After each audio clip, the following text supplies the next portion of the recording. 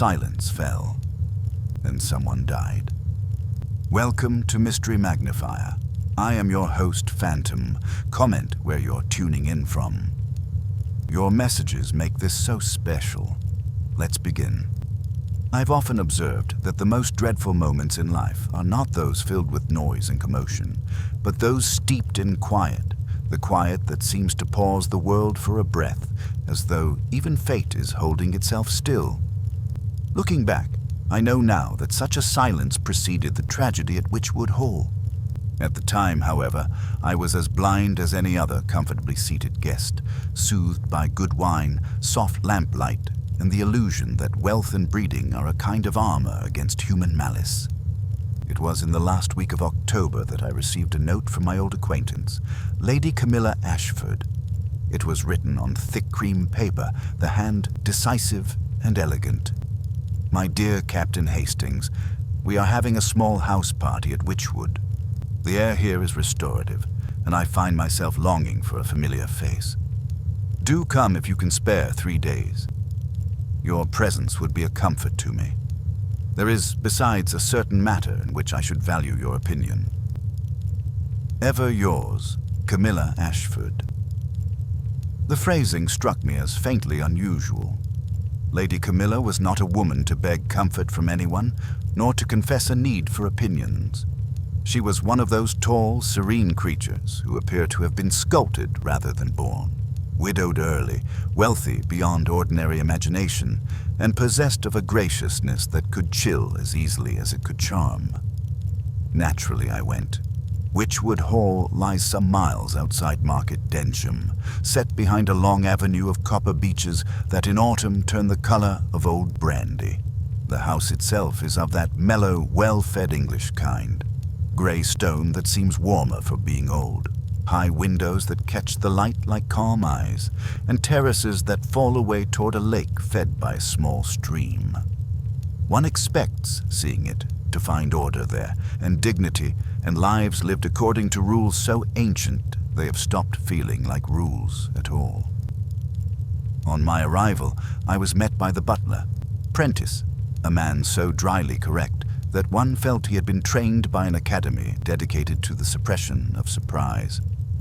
My bag was lifted away without effort or inquiry, and I was shown through to the drawing room. Lady Camilla rose as I entered.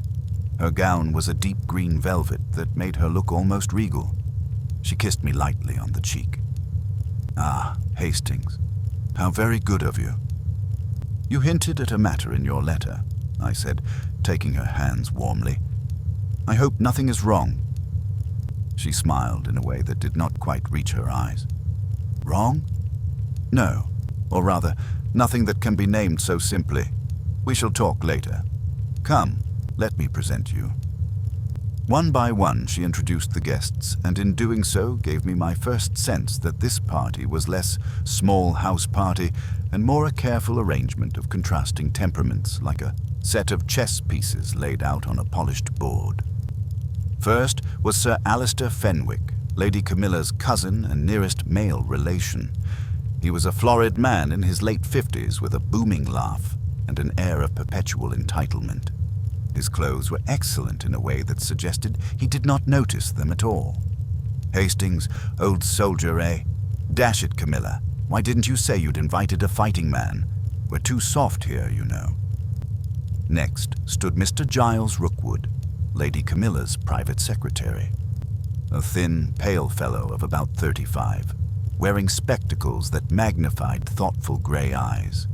He spoke in the neat, almost clipped tones of someone who lives among documents and prefers them to people. "Captain Hastings, an honor." Miss Evelyn Harrow, Lady Camilla's companion, joined us then. She was perhaps 40, perhaps older, one of those women whose age hides under control. She had smooth hair drawn back severely, and her smile was all competence and no warmth. "Captain Hastings, how delightful. Lady Camilla speaks of you often." "Does she indeed?" I said lightly, and Lady Camilla's mouth tightened for just a moment. Finally, and most strikingly, I was introduced to Dr. Adrian Montague. He was a handsome man in his early 40s, with dark hair that curled slightly at the temples and a calm, observant manner. He held my gaze a shade longer than courtesy required. "Hastings," he said, "we meet then at last. I feel as though I have heard of you for years." "From Lady Camilla?" I asked. He smiled. "From many mouths. You are a friend of Monsieur Poirot, yes?" The name, so sudden, made me blink. "Indeed I am." "Then perhaps I shall have the pleasure of meeting him too," said Dr. Montague, as though it were the most casual possibility in the world. Lady Camilla interposed smoothly. "Adrian is here to advise me on certain matters of health. I have not been so robust of late, Hastings." There was something guarded in the way she said it. Before I could inquire further, Sir Alistair clapped his hands. "Come. Tea first, then we'll stroll down to the lake. The light is too fine to sit indoors." We drank tea in the mild, golden hush of late afternoon. Conversation flowed pleasantly enough.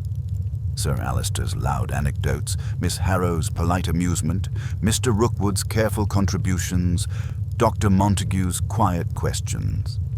Yet beneath it all, I sensed a strain.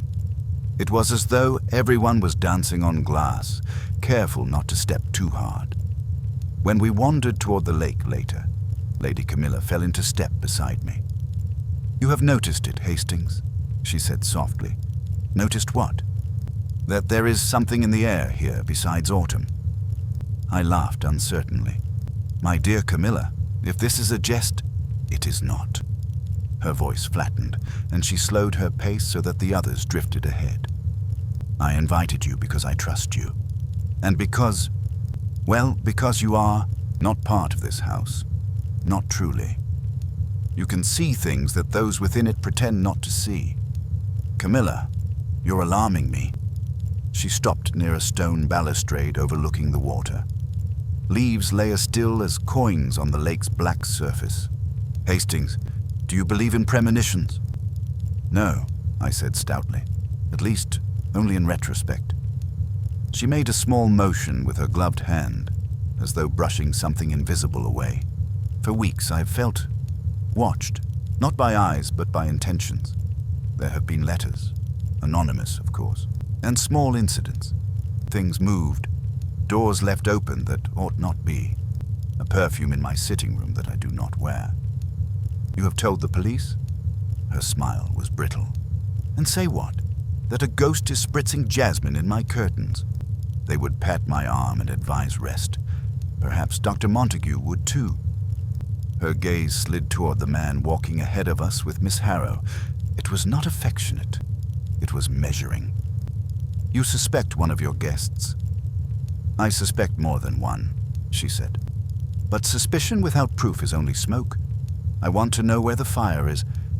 That is why I asked you to come. You, who have watched Poirot himself trace flames from a single wisp." I felt a chill that had nothing to do with the breeze off the lake. "If you truly think you are in danger, hush." She laid a hand on my sleeve. "Do not speak of danger aloud. That gives it shape. For now, we shall play our parts. We shall dine and smile and hand each other the salt. And you, Hastings, will simply observe. I am not Poirot." "No," she said quietly. "But you are his eyes in a way. And if I am right, if something is coming, then perhaps you will send for him." A sudden burst of laughter came from Sir Alistair ahead, loud enough to shatter the hush. Lady Camilla straightened, the brittle smile returning as though she had pulled it from a drawer. "Come," she said. "We are lagging behind." That evening dinner was served in the long oak dining room. Candles threw a steady glow over silver and crystal. The table was set with Lady Camilla's own peculiar fastidiousness. Each knife aligned, each napkin folded precisely, each place card angled just so. Poirot would have approved.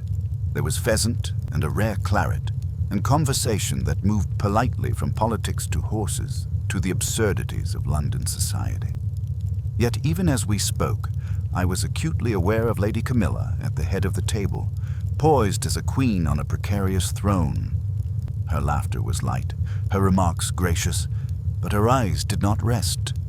They slid from face to face, hunting something none of us could yet name. At 10 o'clock, we adjourned to the drawing room for coffee. Sir Alistair lit a cigar with theatrical devotion. Mr. Rookwood excused himself to retrieve certain papers for Lady Camilla. Miss Harrow sat by the fire, her hands busy with embroidery, so fine one could almost mistake it for spider silk. Dr. Montague stood by the mantelpiece, watching the room with a physician's practiced calm. Lady Camilla turned to me. "Hastings, will you walk with me a little? I find I'm restless tonight." "Of course." We passed down the corridor toward her private sitting room. The house at night had that peculiar hush old houses possess. The carpets swallowing sound, the walls holding memories, the air faintly scented with wax and wood smoke. Halfway there, Lady Camilla paused. "Do you hear that?" I listened. "Hear what?" "Nothing." She smiled faintly. "That is what I mean. There is a silence here that feels arranged." Before I could reply, a door opened behind us, and Mr. Rookwood emerged from his office, holding a folder. "Lady Camilla, I have the correspondence you asked for." "Thank you, Giles. Bring it in." He nodded and stepped past us into her sitting room. Lady Camilla glanced at me as though to say, "Observe," and followed. The sitting room was a jewel box of green silk walls, low lamps, and carefully chosen curios. Mr. Rookwood placed the folder on the desk. "Shall I read them to you, my lady?" "Later," she said. "You may go." He hesitated, one small heartbeat, then bowed and left. Lady Camilla crossed to the desk, opened the folder, and began to leaf through its contents. I did not intrude. My eyes wandered, as eyes will. There was a small Japanese lacquer box on the mantel, a miniature portrait of a young man in uniform, a crystal decanter with 2 glasses set beside it. Lady Camilla looked up. "Hastings, tell me honestly, if you had reason to believe someone near you was lying, would you confront them?" "I suppose I would.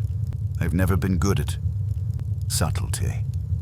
A shadow flitted across her face. "Poirot would say subtlety is only another word for seeing clearly." I took a step toward her.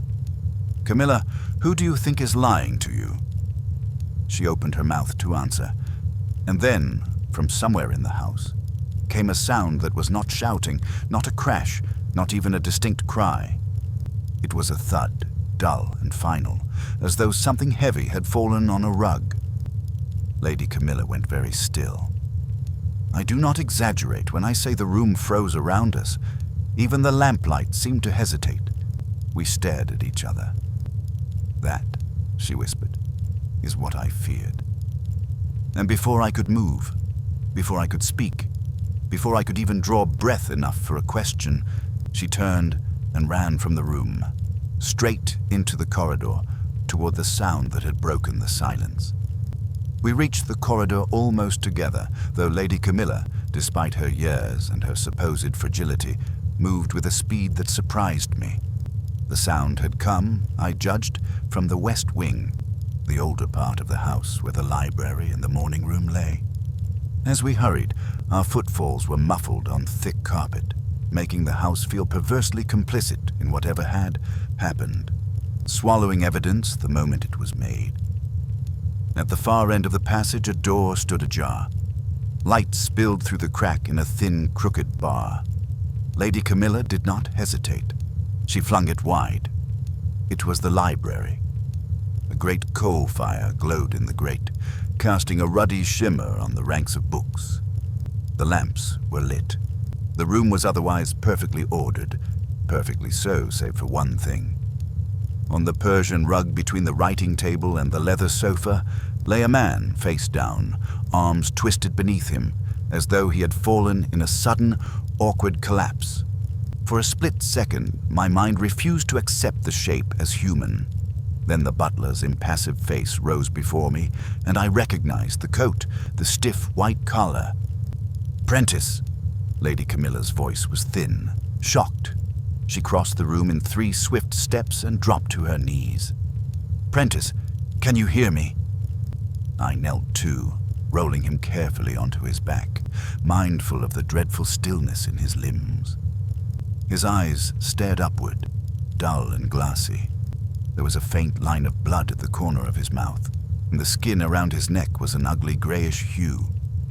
"He's dead," I said, and the words seemed to hang in the air like frost. Lady Camilla's hands rose to her throat. For a moment, I thought she might faint, but she did not. She simply sat back on her heels, looking at him as one looks at a door slammed shut without warning. "How?" she whispered. I had no answer. There were no obvious wounds, no sign of a struggle. The room was almost insultingly calm. Behind us, the library door opened wider. Dr. Montague stood there, framed in the corridor light. Miss Harrow was with him. Sir Alistair lumbered in a moment later, his cigar forgotten, his face already purple with outrage. "What the devil?" Sir Alistair began, then stopped dead at the sight on the rug.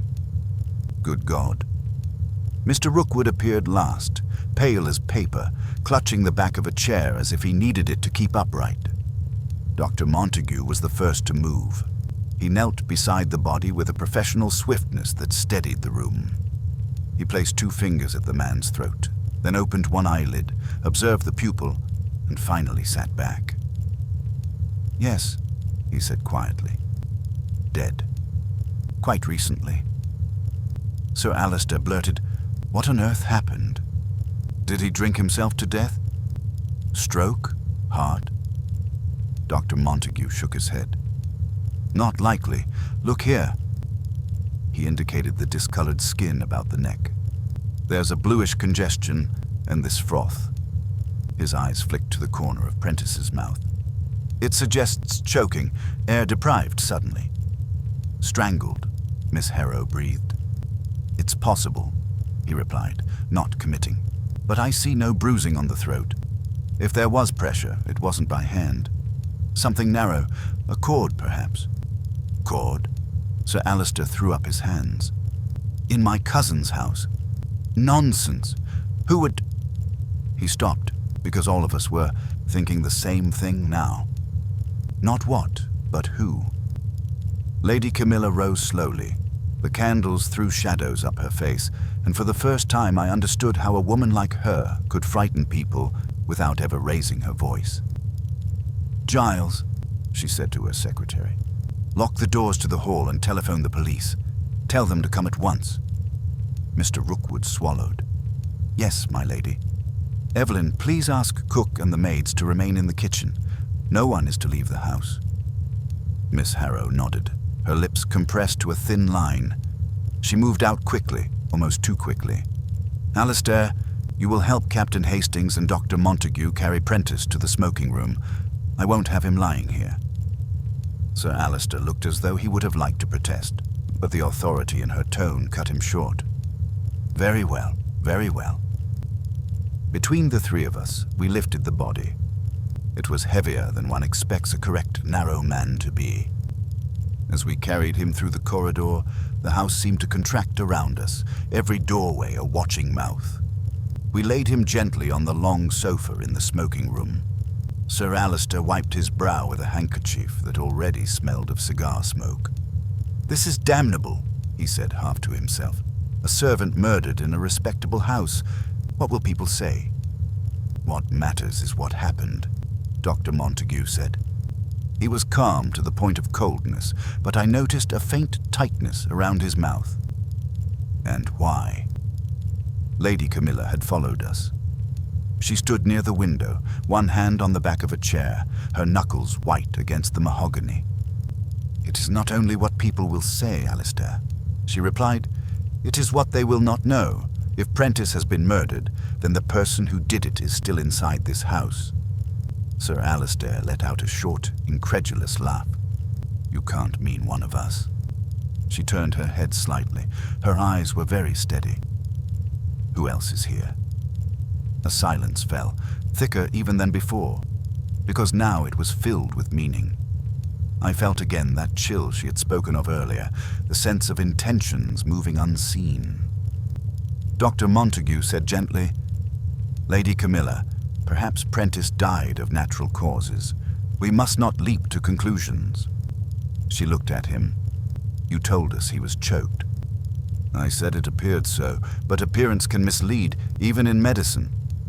"Then let the police tell us what it is," she said flatly. At that moment, Miss Harrow returned, a little breathless. The staffer gathered Camilla. "My lady, they're frightened." "As well they might be," Lady Camilla said. "Keep them there. I will speak to them when the police arrive." Mr. Rookwood came back too, his face drawn. "I've telephoned Market Densham. Inspector Graves is on his way. He said perhaps 40 minutes. Lady Camilla nodded. "Thank you." The minutes that followed were among the longest I've ever endured, and I've waited in trenches for dawn under shell fire. No one settled.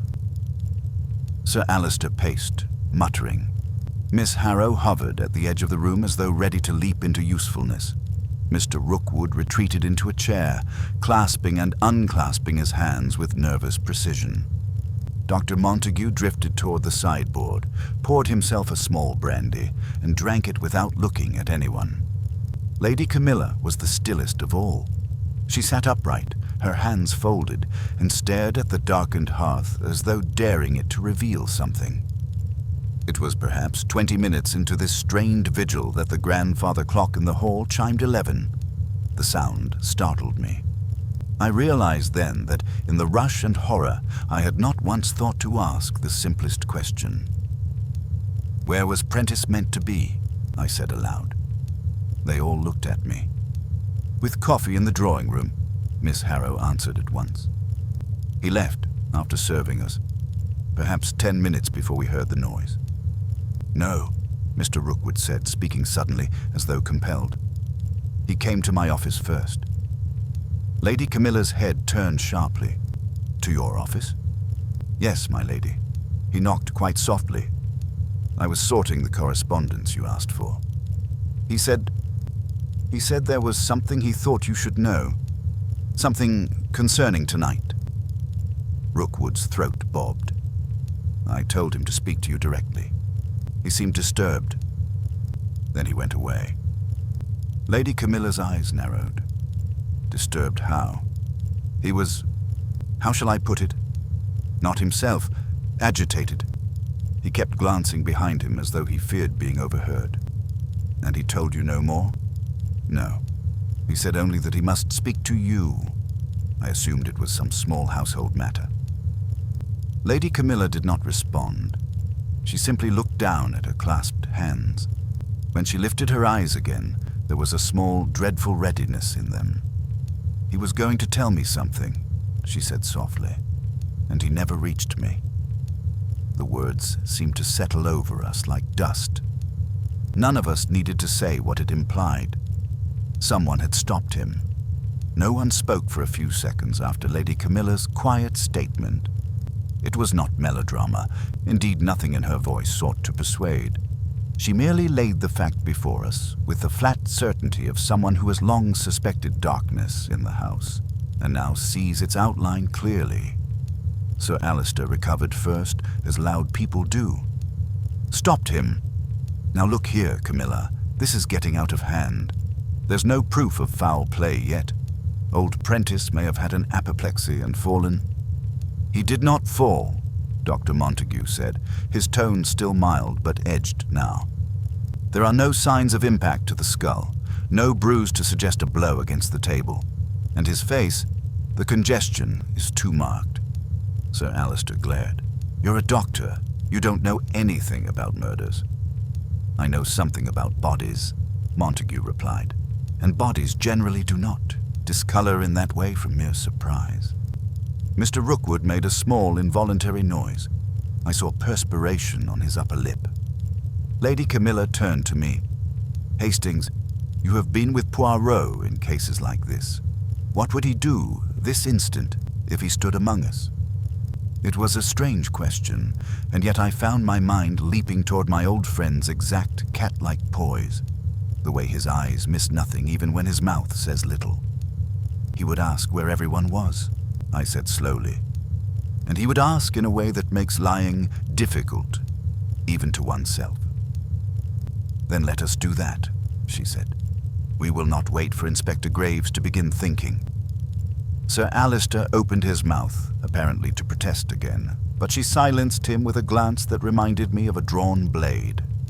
We heard the thud, she continued. At roughly 10 minutes to 11, let each of us say, plainly and truthfully, where we were between 10:30 and the moment we entered the library. We are a small company. There is no shame in clarity. It was curious. Her manner was not hysterical, but judicial. In that moment, she did not look like a frightened widow. She looked like a woman who had decided that if she must be afraid, she would at least be precise about it. I will begin, she said. At 10:30, we were in the drawing room. Prentice served coffee. Giles, you left to bring me the letters. Adrian, you remained near the mantel. Evelyn was by the fire. Alistair smoked.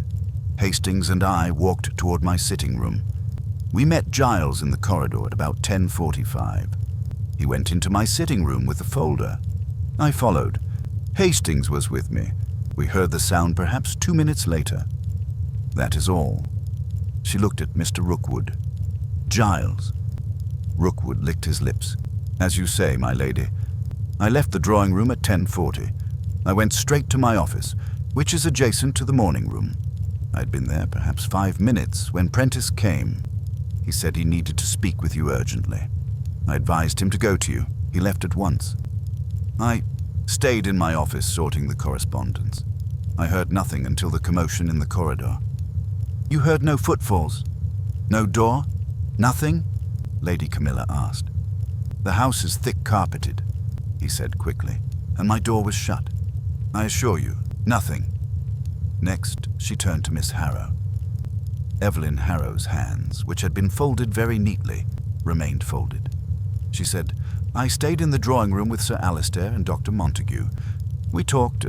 I was doing my embroidery. At about 10:45, Dr. Montague went out for brandy. I rose to adjust the fire. Sir Alistair lit another cigar. We were there until we heard the sound. Then we all ran out. Lady Camilla's gaze moved to Dr. Montague. He did not hesitate. I remained in the drawing room. I went to the sideboard in the corridor at 10:45, poured a small brandy in the pantry adjoining the smoking room, and returned. I was not out of the room more than a minute or so. I heard the sound almost immediately afterward. And you saw no one in the corridor? No. Sir Alistair's turn came last.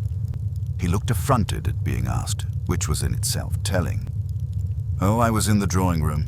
Anyone could tell you that. I never left it until we came tearing down the hall like a pack of fools. You did not step out even for a moment? I asked, catching Lady Camilla's eye. Certainly not.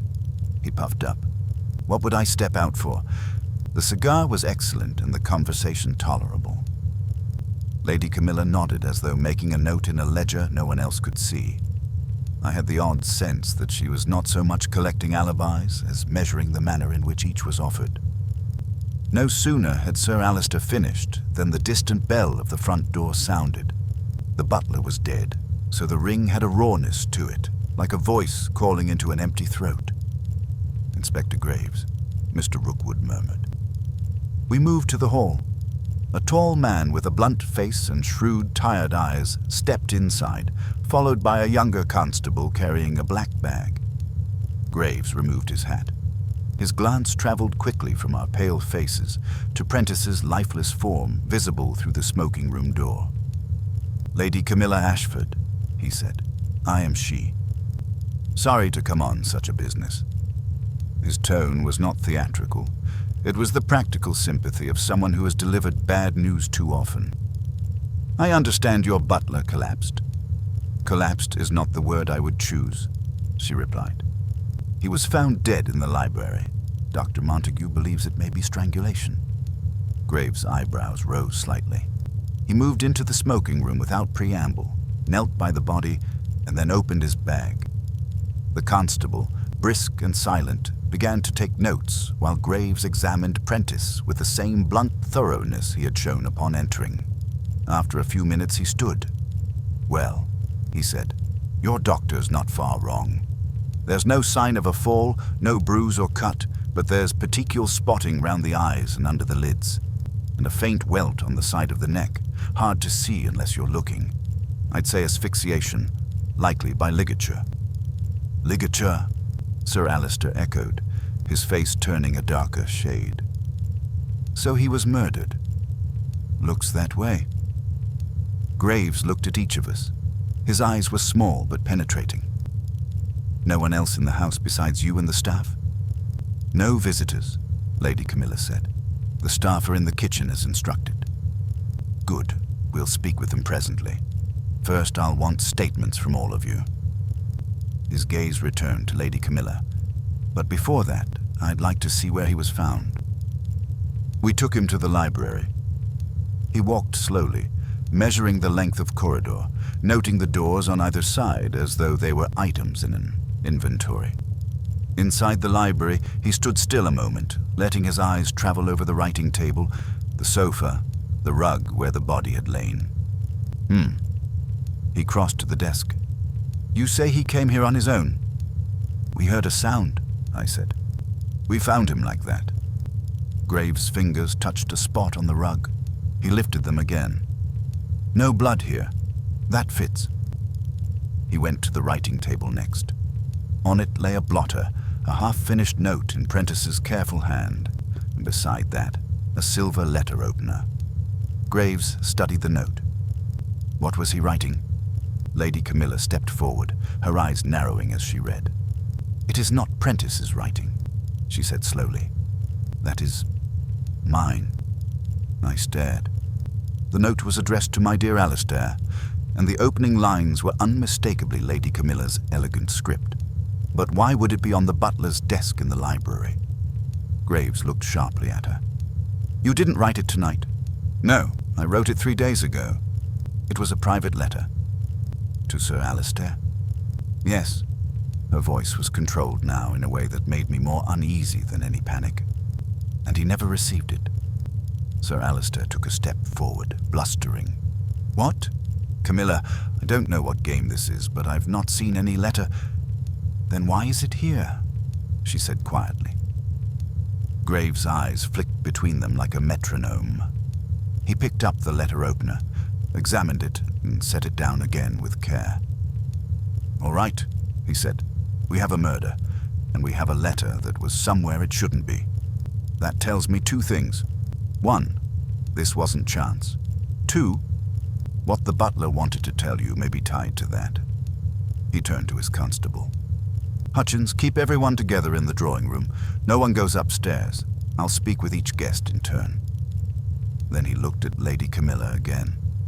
"Lady Ashford, you'll start. Tell me about this letter, what it said, why it was written, and who could have known of it." Lady Camilla drew a breath. For the briefest moment, her composure faltered, and something like dread passed over her face. "It concerned money," she said, "and a decision I intended to make tomorrow. A decision some people here would find intolerable." Her eyes moved, almost imperceptibly, to Dr. Montague, then to Miss Harrow, then away. And I knew with the sinking certainty that always comes before a complicated mystery takes hold, that Prentice had not died for nothing. He had died for knowing too much, perhaps for knowing it before any of us were meant to. Somewhere in this neat old house, in the spaces between polite smiles and careful words, the truth was already moving, and it had teeth. Inspector Graves brought us back to the drawing room with the air of a man who means to keep his pieces on the board where he can see them. The fire had burned low, and the room, earlier so warm with lamplight and after-dinner ease, now felt theatrical, like a stage after the audience has learned there is a murderer among the actors. "Sit, if you please," Graves said. "No one leaves this room unless I say so." We sat, though not comfortably. Lady Camilla took her chair near the hearth, very straight-backed. Sir Alistair chose a spot by the window, as if he needed distance from the accusation that had hovered over him. Miss Harrow lowered herself onto a settee, hands folded with that same competent neatness. Mr. Rookwood remained standing for a moment, then, at a brusque gesture from Graves, perched on the edge of a chair. Dr. Montague stayed apart, leaning against the mantel as if he had no intention of being domesticated by upholstery. Graves pulled a notebook from his pocket. He did not open it yet. He looked at Lady Camilla for a full second longer than politeness required, and I thought I saw the tiniest flicker of uncertainty in him, as though he had met grand ladies before, but not often as self-possessed in crisis as this one. "Lady Ashford," he said, "you told me that letter was about money and a decision you were to make tomorrow. I'd like you to tell me in plain terms what decision that was." Lady Camilla did not glance at the others. She kept her eyes on the inspector as if he were the only person in the room. "My husband's will," she said, "left Witchwood Hall and all attached estates to me for my lifetime. On my death, they passed to my cousin, Sir Alistair Fenwick, provided he is alive, married, and has issue. If he is not, the property reverts to a charitable trust my husband founded." Sir Alistair made a sound midway between a snort and a gasp. "Camilla, really?" She lifted her hand slightly. He stopped. "For years I've maintained the arrangement," she continued, "but recently I've had cause to doubt whether my late husband's intentions are still being served. I therefore resolved to alter my own settlement. I intended to leave a considerable portion of my movable fortune, investments, securities and such, to another person." Graves's eyes narrowed. "Another person in this house?" "Yes." A silence thickened. Miss Harrow's embroidery lay forgotten in her lap. Mr. Rookwood's fingers tightened around his knee. Dr. Montague's gaze became unreadable. And Sir Alistair would have been informed of this tomorrow. "I wrote to him to prepare him for it, yes." Graves flipped open his notebook at last. "What portion of your fortune?" "Half." Sir Alistair surged, half out of his seat. "Half? Camilla, that's monstrous. You can't mean it. I'm your own blood." Lady Camilla turned her head then, slowly, and her voice dropped into something like velvet over steel. "Sit down, Alistair. You will not bellow me out of my own intention." He sank back, red-faced, breathing hard through his nose. Graves waited until the moment settled again. "Who are you leaving it to?" Lady Camilla's pause was brief, but in it the whole room seemed to lean forward. "To Dr. Adrian Montague." If someone had struck a chord on a piano, it could not have jarred more violently than that sentence. Sir Alistair let out a short, incredulous bark of laughter. Mr. Rookwood went almost green. Miss Harrow's lips parted soundlessly. Dr. Montague himself did not move, but there was a flash in his eyes. Surprise first, and then something guarded. Graves looked from Lady Camilla to Montague. "You don't deny it, Doctor?" Montague said calmly, "I had no knowledge of it. Lady Camilla has discussed arrangements for her affairs in general, yes. She is my patient, and we have been concerned about her health. But a specific bequest of such magnitude is news to me." Lady Camilla's voice was level. "It would not have been news tomorrow. I intended to speak to you after breakfast." "To make him rich at a stroke," Sir Alistair snapped, "and leave your own cousin with scraps. What madness possessed you?" "Madness?" Her eyes were very cool. "No, gratitude and justice." "Justice for what?" "For truth," she said, "and for care given when others cared too little." Graves held up a hand. "One at a time." "Lady Ashford, why Dr. Montague?" Lady Camilla rested her hands on the chair arms. "Because he has saved my life more than once. Because he has given me honest counsel when honesty was not convenient. And because in the last year I have learned that not all claims on my fortune are claims on my loyalty." Her gaze did not waver from Sir Alistair as she said it. His face modeled further. Graves wrote a line, then looked up. "Who besides you knew of this plan?" "Only Prentice." she said. "He handled my correspondence for years. I asked him to bring the letter to my desk this evening. I intended to seal it tonight." Graves' pencil hovered. "Why ask your butler to handle such a sensitive letter?" Lady Camilla's faint smile returned, sad and a little proud. "Prentice was more than a butler. He was my husband's man, and then mine. I trusted him." "And when did you last see the letter before tonight?" 3 days ago. I wrote it in my sitting room. Prentice took it, unsealed, to place with my outgoing correspondence. I then asked him this afternoon to retrieve it, unopened, from the locked correspondence drawer in his pantry. He assured me he would. And after dinner, I did not see it again. I assumed it was safe in his care." Graves nodded slowly. "So Prentice had the letter. Someone else wanted it. He went to your secretary saying he had something urgent to tell you. Shortly afterward, he died, and the letter appears on the library desk. That about the size of it?" "Yes," Lady Camilla said softly. Graves closed his notebook. His voice stayed neutral, which somehow made it sharper. "Doctor, you are to inherit half this lady's fortune. That gives people motive to think. You might have been in a hurry to secure it, or to prevent her changing her mind. What do you say to that?" Montague met his eyes squarely. "That if I'd wanted money by force, Inspector, I'd hardly do it by strangling a loyal servant and leaving a trail back to myself. I haven't touched that letter. I didn't know it existed." "And your relationship with Lady Ashford?" "Professional, friendly, yes. She is a remarkable woman. But professional." Sir Alistair snorted. "Professional? Good Lord. Next, you'll tell us you didn't encourage this ridiculous—" "Alistair," Lady Camilla said, still very quiet. Not another word. Graves turned to Mr. Rookwood. "Secretary, you saw Prentice shortly before he died. Did he mention the letter?" "No." Rookwood's voice was strained.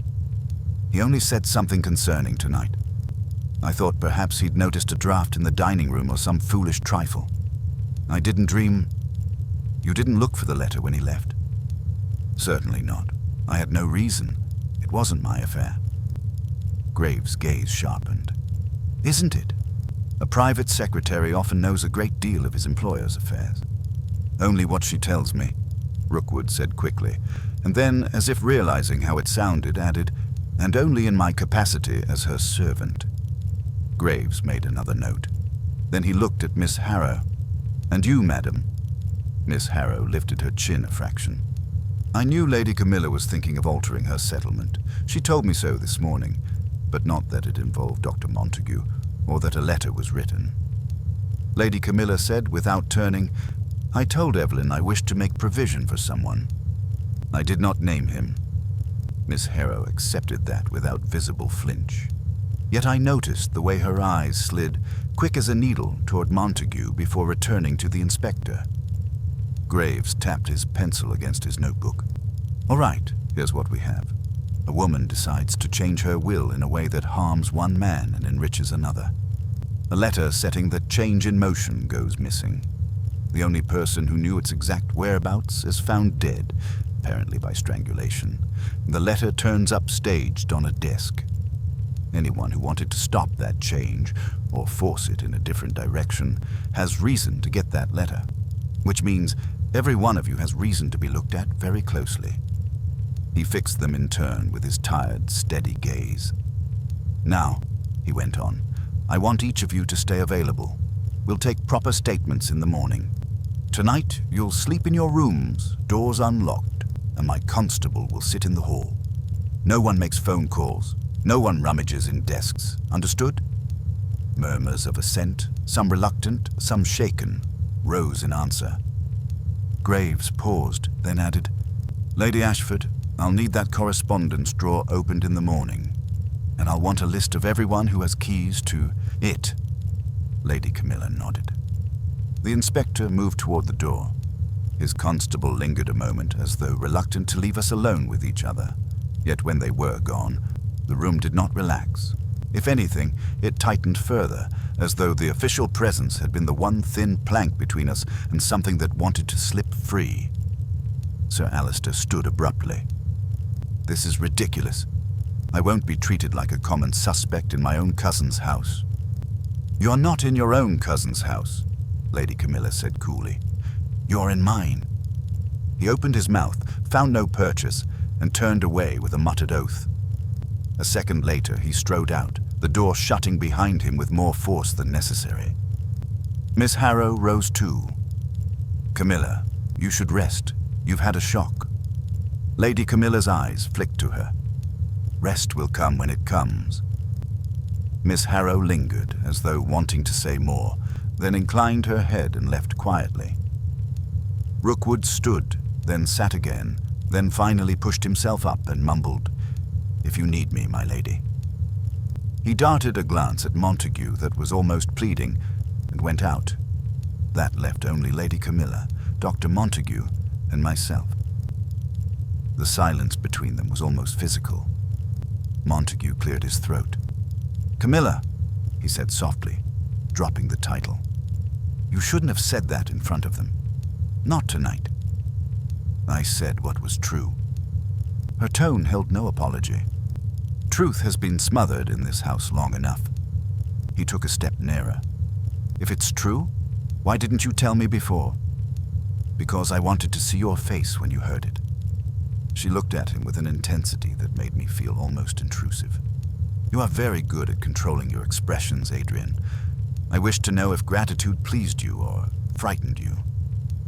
His mouth tightened. "And?" She said nothing. For the first time, something raw slipped into Montague's calm. "This will make me a target." "That is already so," said Lady Camilla, "since someone killed Prentice to keep that letter from reaching me." I felt the air shift suddenly, as if the room itself had drawn breath. Montague stared at her. "You think the killer meant to stop the bequest?" "I think the killer meant to control it," she said. "Stop it, change it, steal it, whatever serves their purpose. Prentice stood in the way. He was the hinge on which tonight turned." She looked toward me then, and her voice softened a notch. "Hastings, you must send for Poirot. Now, before morning." I did not hesitate. If ever a house cried out for my friend's little gray cells, this was it. "Yes," I said, "at once." Yet as I rose to go, I caught Dr. Montague's eye. In the lamplight, his face had a curious cast, half troubled, half calculating. Not the look of a man merely startled by unexpected inheritance. It was the look of a man who sees the board far ahead and wonders which piece will fall next. And beneath my agreement, beneath Lady Camilla's iron composure, a chill certainty settled in me. Prentice's death was not the end of the night's business. It was only the opening move.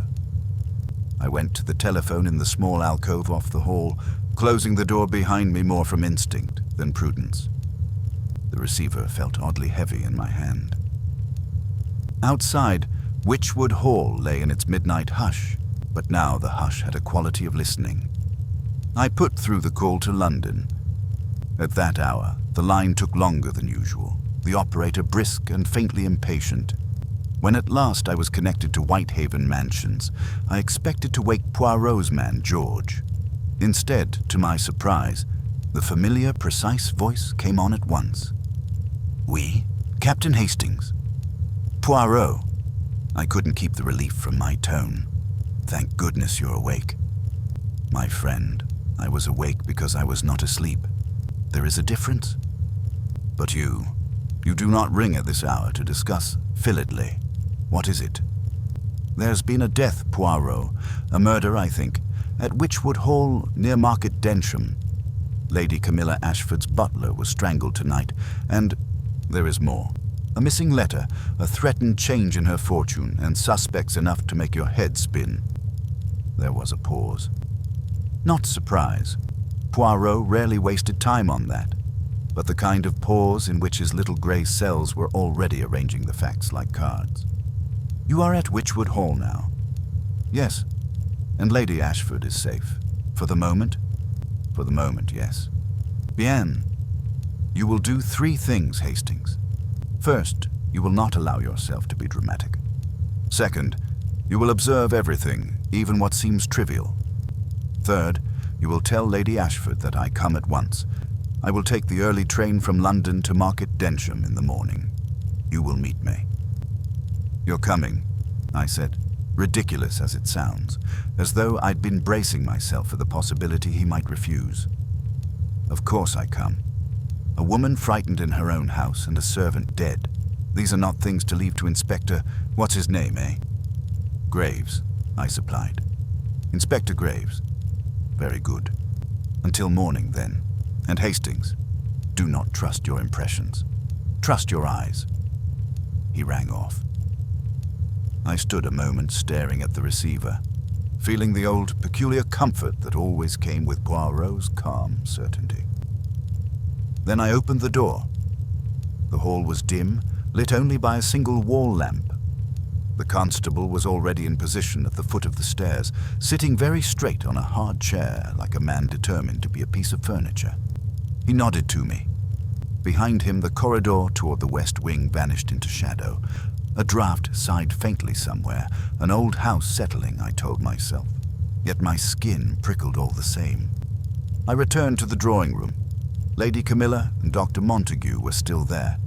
She looked up at once. "He's coming," said.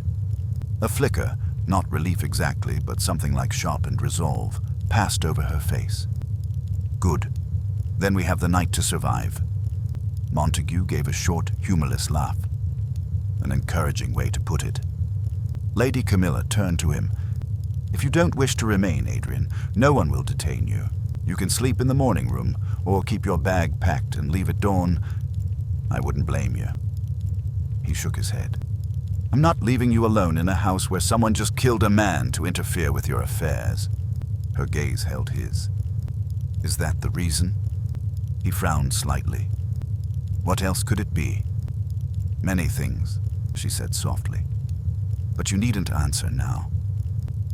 The air between them was tight, like thread wound too far.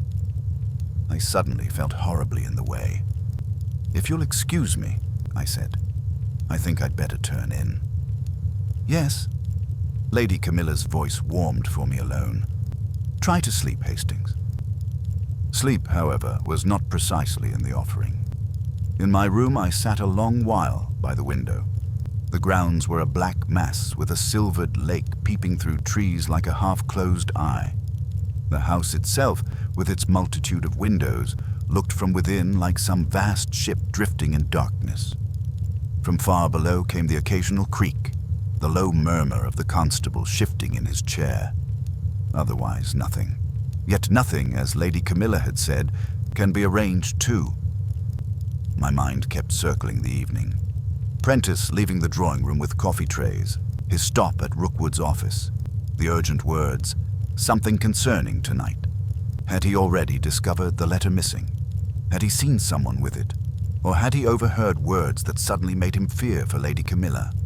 And why was the letter in the library? I'd seen libraries in many houses, and in most of them men read and women embroidered, and the room belonged vaguely to whoever liked silence. But in Witchwood, the library felt more guarded. It was not just a pleasant room, it was a place used for decisions. The writing table was positioned so that anyone seated there had their back to the door. The sofa stood at an angle that allowed a listener to hide in the shadow of the tall bookcases. Poirot would notice these things and smile. I noticed them now and only felt uncomfortable. I went to bed at last, though calling it bed is generous to what I did. Half dozing, I must have slipped into sleep for a little while because I woke with a start, not knowing what had roused me. For a moment I lay still. The room was dark. The clock on the mantel said 2:15. Then I heard it again. Soft, deliberate footfalls in the corridor. I sat up. The steps passed my door. They were not clumsy like Sir Alistair's, nor quick like Miss Harrow's. They were measured. Whoever walked was not in a hurry. They continued on toward the west wing. I was unarmed, unless you count the brass candlestick by my bed. Yet something in me, the old soldier perhaps, or the old Hastings who had followed Poirot into cellars and midnight gardens, pushed me up. I opened my door a crack. The corridor was almost black, but a faint stripe of light moved along it. Someone carried a shaded lamp. A figure turned the corner at the far end, heading to the staircase down into the west wing. I could not see the face, only the outline. Medium height, slim shoulders, hair close to the head. Not Sir Alistair, not Montague. Could have been Rookwood, could have been Miss Harrow. In the dark, could have been anyone who had the sense to move quietly. They descended. I hesitated only a breath. Then I took the candlestick in one hand and went after them, careful to keep to the edge of the carpet where floorboards creaked less. At the stairhead I paused. A faint amber glow rose from below. The figure was in the hall outside the library. I crept down one step, then another. The library door was open a sliver. Light seeped through. I heard the gentle rasp of paper. Someone was inside, going through something. Drawers, perhaps, or documents. My heart hammered. The house was full of suspects. The police constable, distant and drowsing, and I was not Poirot, but I was not a complete imbecile either. I moved closer, enough to see through the crack. The writing table lamp was lit. The figure sat in Prentice's place, hunched slightly, riffling through papers on the blotter. One hand held a key. Then they lifted their head, perhaps sensing something, and I saw the face in profile. It was Miss Harrow. Her expression was not frightened. It was intent, hard, almost hungry. She slid a sheet into her pocket, then rose, quietly closed a drawer, and turned toward the door. I had no time to retreat. She opened it fully and found me standing there, candlestick in hand, like some ridiculous medieval guard. For a second, we stared at each other. Then she spoke first, her voice low and perfectly steady. "Captain Hastings." I wondered how long it would take before someone grew curious. For an instant, I was so astonished by her composure that I could do nothing but stand there, the candlestick suddenly idiotic in my fist. The lamplight from the library fell across her face, showing not guilt exactly, but a kind of cool annoyance, as though I had interrupted her in the middle of balancing accounts. "What in heaven's name are you doing?" I blurted. She did not flinch. "Looking for something that belongs to Lady Camilla? At 2 a.m, after a murder?" "Yes." Her tone was matter-of-fact. "Precisely because of the murder." I stared, searching her face for the tremor of a lie and finding none. It was unsettling. She turned slightly, as though to close the door behind her and keep the corridor from swallowing our words. "Captain Hastings," she said, "I know what you're thinking, that I am creeping about like a thief. But consider the position. A letter is missing, Prentice is dead, and Inspector Graves has decided we are all to sit obediently on our hands until breakfast. If I have a chance to prevent further harm to Lady Camilla, I will not waste it out of respect for a policeman's timetable." "Prevent harm," I repeated. "By going through papers?" She looked at me then with a sharpness that cut straight past my indignation. "Do you really suppose Prentice died because someone wanted to read a polite note about money? No. He died because he knew or discovered something else. Something in this room. If I can find it before the wrong person does, then I may save her." The candlestick lowered a fraction, almost against my will. Her logic had the cold, clean line of something planned in advance. "You could have told Lady Camilla," I said. She would have stopped me. A faint bitterness touched her mouth. "Camilla is brave, but she is also proud. She believes she can hold the house together by force of composure. She cannot. Not tonight. And you think you can? I think I can act." She slipped past me with a quiet decisiveness. "Now, unless you intend to shout for the constable and make a scene, you'd better come inside. If someone else is awake, I'd rather not be found alone in here. She was right. No matter what I suspected, the situation would look damned ugly if she were discovered with me loitering in the library at 2:15. I stepped in, closing the door behind us. The room was exactly as we had left it, only more sinister in lamplight. The writing table had been disturbed. Papers lay in a new, uneven stack. A desk drawer stood open an inch. Miss Harrow glanced once at it, and I recognized that quick professional habit of returning things to order, not because one cares for order, but because disorder invites questions. "What are you looking for?" I asked sharply. "A small notebook." She moved to the writing table and began to sort papers with swift, sure fingers. Prentice kept notes, little things about the household. Deliveries, accounts, guests. He had been here earlier in the evening. He must have brought it. If it isn't here, it may be missing too. "How do you know he kept a notebook?" "Because I've seen it before." She did not look at me. Prentice was meticulous. He liked lists. When Camilla was ill in the spring, he ran the house from that book. He showed it to me once to confirm the staff rota. I mulled that. "So you think he wrote something in it tonight? Something about the letter? Or about whoever stole it?" She opened a second drawer. There were pens, blotters, sealing wax, a bundle of envelopes. She rifled through them quickly, then paused, frowning. "It's not here." "Why are you so certain it matters?" I pressed.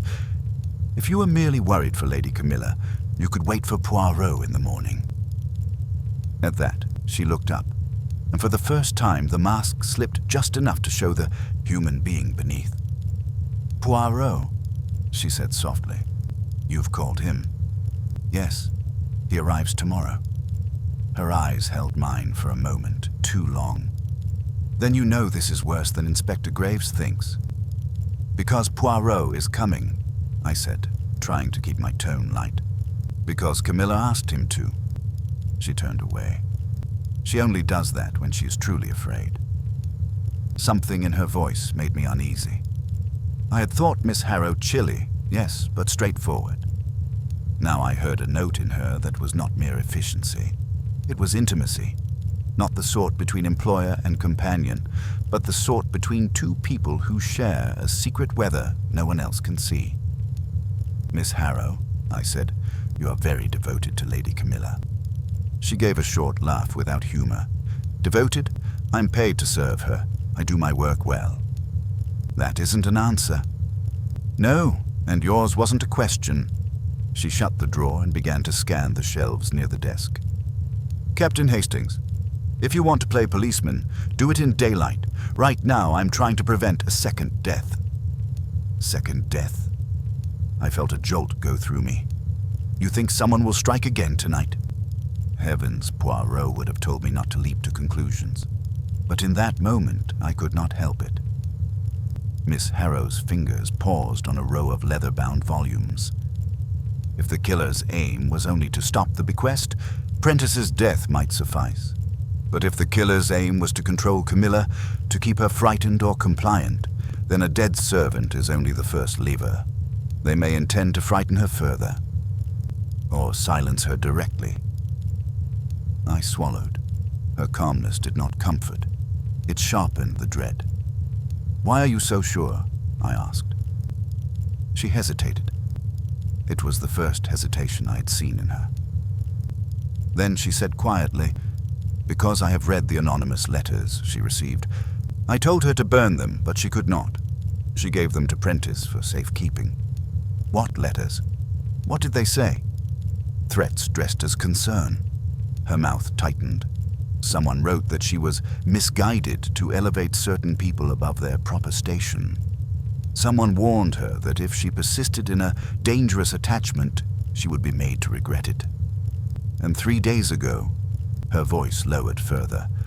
One letter said, "The silence will not last much longer. Someone will speak. Someone must be stopped." I felt the hair on my arms rise. Prentice had those letters. Yes, in his pantry drawer. She touched a book spine, then another. That is why I am here. If someone has already killed to stop a man speaking, they may come next for those letters. Or for you, I said bluntly. She looked at me again, and this time something like regret flickered across her face. Or for me, she agreed softly. Which is why I refused to stay upstairs pretending I'm safe.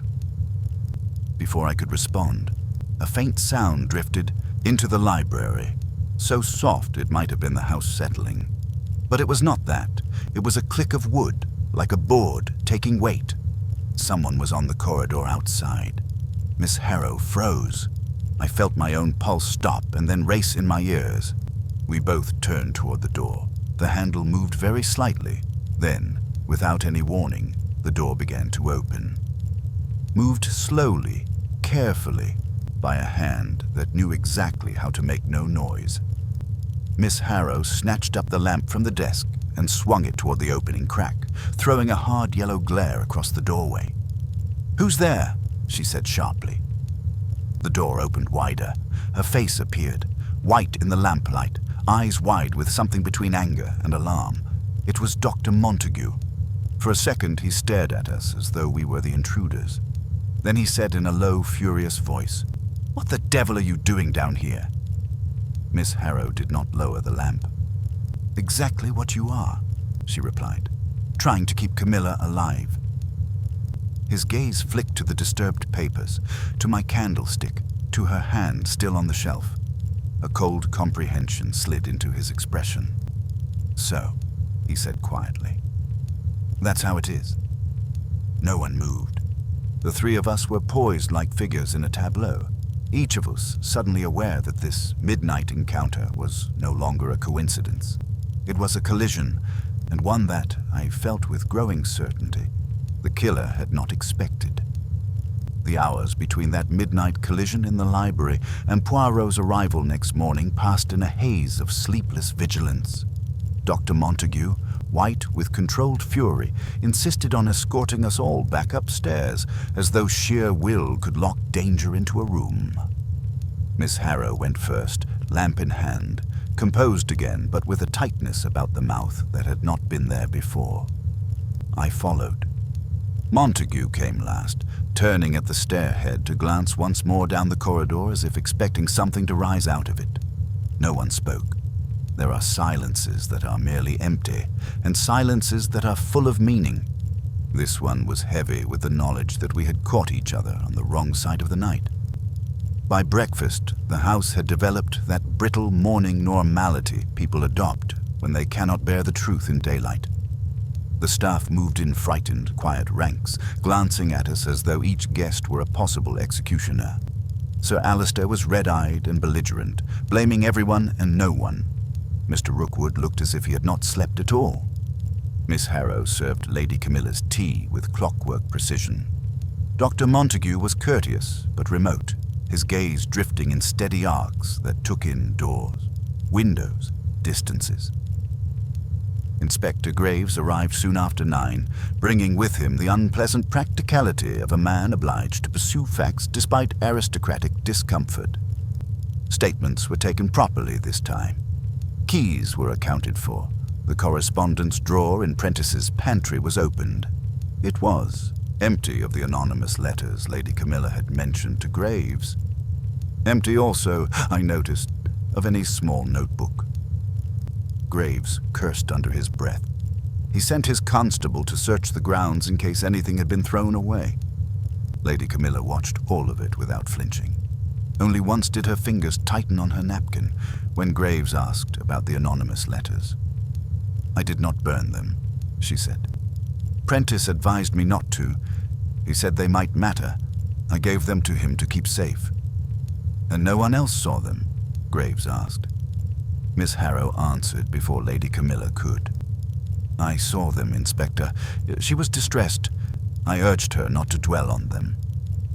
Graves nodded, writing. His eyes went from Harrow to Montague and back again, turning the words in his mind like a coin. It was close to noon when Poirot arrived. I met him at the front door myself, and there, in the wide stone hall with its stiff portraits and accusing quiet, his presence was like a match struck in a dark room. He was immaculately dressed, of course, his moustaches the very picture of offended pride at having been exposed to provincial trains. Yet the moment he stepped into Witchwood, I saw his eyes change. The tired travel fell away. The little grey cells woke. "Ah," he murmured softly, looking about him as a man might look at a chessboard mid-game. "So, here is order of a kind, and beneath, disorder of another kind. We shall see which is the more powerful." Lady Camilla came down to greet him. I had not seen her hurry for anyone before. She held out both hands. "Hercule, I'm grateful. Madame, you honor me. But let us waste no time on gratitude when there is danger." He kissed her knuckles lightly. Then, as politely as a dancer turning a partner, he moved her aside so that his gaze could sweep the room behind her. "Where is the inspector?" Graves appeared at once, relieved in spite of himself to surrender the problem to a mind more supple than his own. Poirot listened without interrupting, his head slightly bowed, eyes half closed like a priest taking confession. The butler strangled. A letter stolen and placed in the library. Anonymous warnings. And last night, 2 of your guests wandering when they should sleep. He turned to me. "Hastings, you will tell me of that later, yes?" I did so, briefly but honestly, while Poirot watched faces, even those who pretended not to listen. Sir Alistair scoffed loudly. Rookwood's gaze darted. Dr. Montague went very still. Miss Harrow's hands folded and unfolded once, then rested quietly. Poirot asked to see the library, the pantry drawer, Prentice's body, the corridor. He asked to see the letter itself and read it twice, once quickly, once with painful slowness. He examined the writing table, ran his fingers over the edge of the blotter, and looked not at the obvious, but at the implied. The position of chairs, the angle of light, the neatness of the rug fibers where the body had lain. He spoke to each of us alone. There was no browbeating, no cross-examination in the theatrical sense. He asked gentle questions that seemed almost irrelevant, and yet I felt the air tightening as if each answer were a thread he passed through his hands to test for strength. With Sir Alistair, he talked of the estate, of hunting, of London clubs. With Rookwood, he discussed Lady Camilla's habits, her correspondence, her health. With Dr. Montague, he spoke of medicine, inheritance, and human gratitude. With Miss Harrow, he asked about her years with Lady Camilla, the spring illness, the household routines. It was after the interview with Miss Harrow that Poirot's eyes glittered faintly, not with triumph, but with a certain sadness. And I knew then, as I have known before, that he had found something, perhaps not the whole truth, but the hidden hinge on which it turned. By evening, the house had gathered itself into a kind of strained expectancy. Poirot requested that no one leave, and Graves, under a new grudging respect, obeyed. We assembled in the drawing room after dinner, every chair filled, every face set in a different version of defiance or fear. The fire snapped softly. Outside, the first real cold of late autumn pressed against the windows. Poirot stood by the mantelpiece. His hands were clasped behind him, his mustaches bristling with offended logic. "Mesdames et messieurs," he said, "we come to the moment which you all dread and desire. The moment of clarity. I shall speak simply. There was a murder. The murder was not of Lady Ashford, although it might have become so. It was of Prentice, the butler. He died because he knew something the murderer could not allow him to say." Sir Alistair burst out, "We know all that. Who did it?" Poirot lifted a small hand. "Patience, monsieur. We will arrive. But first, the psychology. It is always the psychology. Lady Ashford wrote a letter to Sir Alistair. In it, she warned him that she intended to leave half her fortune to Dr. Montague. She gives the letter, unsealed, to Prentice for safekeeping. Already we see a danger. A letter, even unsealed, is a weapon. One may steal it. One may destroy it. One may show it to someone who will use it.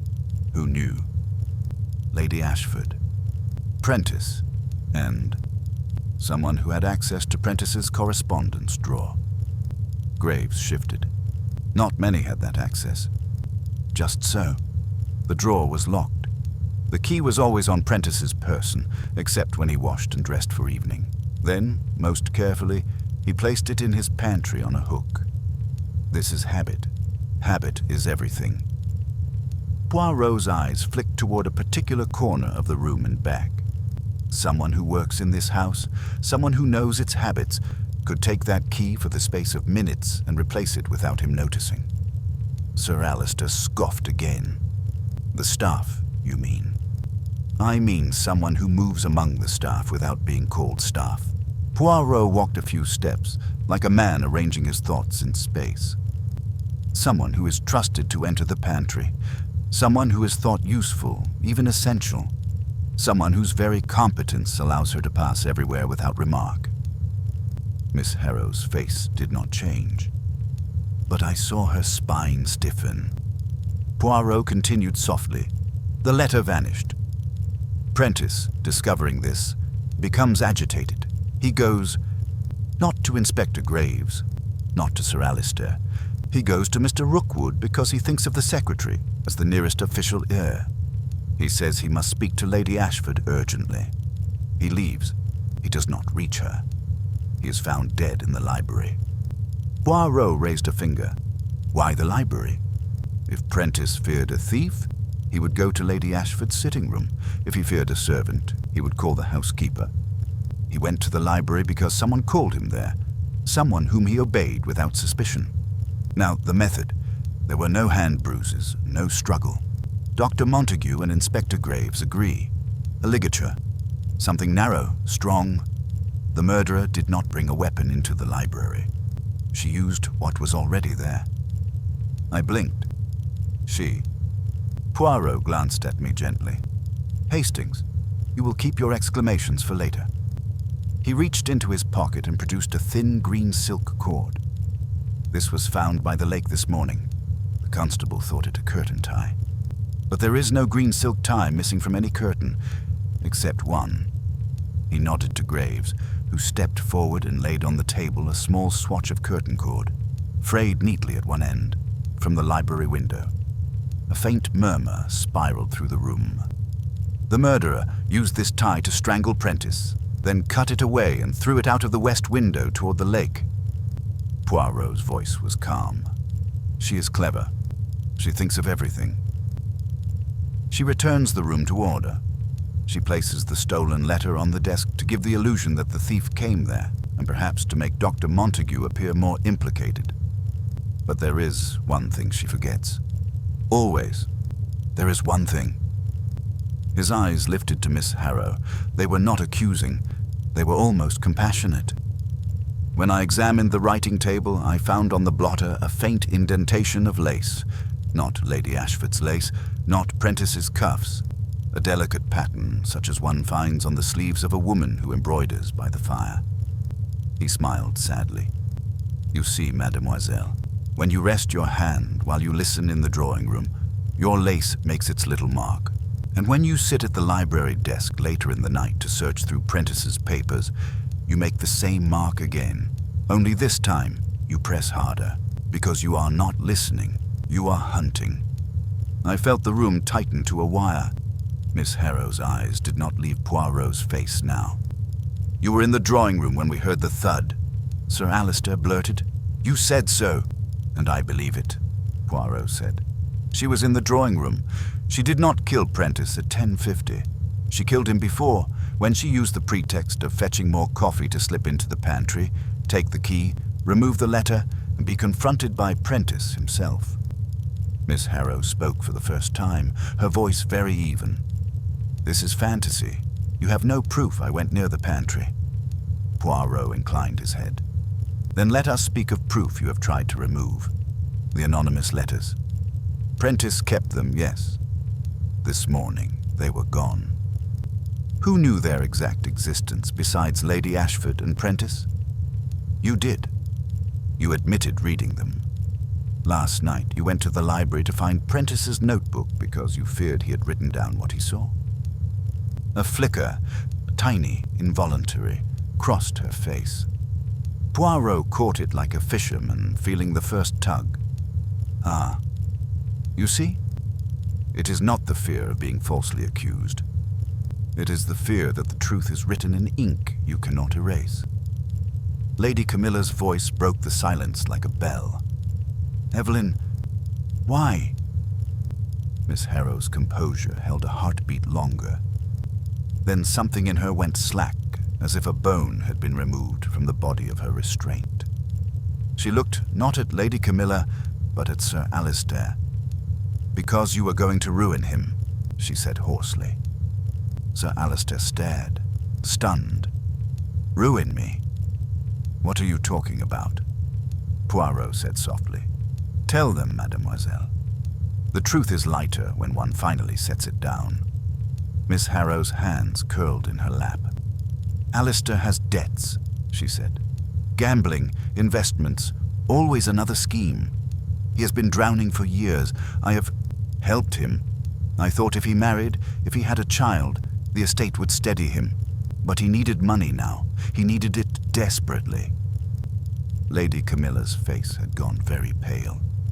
You and Alistair? Yes. Harrow lifted her chin with a kind of bleak pride. Not his wife. He wouldn't risk your displeasure with that.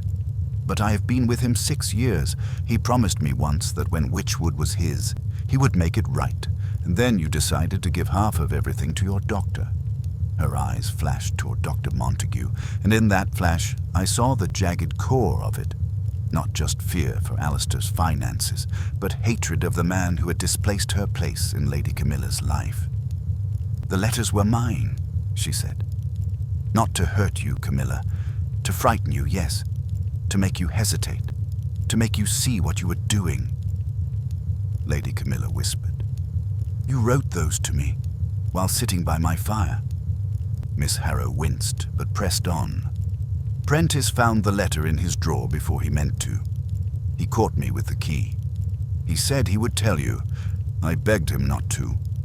I told him Alistair would be ruined. He said loyalty was loyalty. He turned to leave, and Her breath hitched.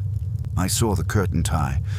I only meant to stop him speaking, until morning, only to frighten him. Poirot said quietly, And you frightened him forever? She shut her eyes. Yes. Graves stepped forward, his voice gentler than I'd have expected. Miss Harrow, you're under arrest. She did not resist, but as the constable took her arm, she looked once more at Lady Camilla with something like a wounded child's defiance. I loved him, she said, and I did more for you than anyone in this house. Don't pretend you never leaned on me. Lady Camilla's answer came in a whisper that stung more than any shouted accusation. I leaned on you because I trusted you. Miss Harrow gave a small, soundless laugh and let herself be led away. Afterward, when the room had emptied into weary fragments and Graves had gone to make arrangements, Poirot and I found Lady Camilla alone by the fire. She looked older than she had the day before. Not frail, never that, but as if something precious had been quietly taken from her. Poirot spoke with that grave kindness of his that is rarer, I think, than his brilliance. Madame, you must not blame yourself. The heart is not a court of law. We give trust where we can. Some people make a trade of it. She nodded once, tears bright but not falling. I thought I knew the shape of my own household. You knew the shape you wished it to be, he said. That is human. It is also dangerous. Her gaze drifted to the doorway through which Miss Harrow had vanished. And Alistair? Poirot's mustaches twitched. Sir Alistair will live with a ruin no fortune repairs. For such men, that is punishment enough. Later, when the grey of dawn began to creep over the lake and the great house surrendered at last to ordinary morning, Poirot and I walked the terrace. The trees were stripped nearly bare now, and the water below lay still as polished stone. The silence, I said quietly, thinking of that first arranged hush Lady Camilla had spoken of. She was right about it, wasn't she? Poirot nodded. Yes. The murderer believed she could make silence by killing a man, But silence is never made that way, mon ami. It only grows heavier, and the little grey cells, they do not like heaviness. They stir. They ask why. He paused, then added softly, Prentice was a good servant. He died because he was faithful. Let us remember him for that, not for the ugliness done to him. I looked back at Witchwood Hall, standing in the paling light, orderly again on the surface, but chained forever underneath. Poirot adjusted his coat with fastidiousness even grief could not dislodge, and gave me a faint, melancholy smile. "Come, Hastings," he said. "We go. There are other houses, other hearts, other silences in the world, and always, always, someone who thinks he can hide the truth inside them."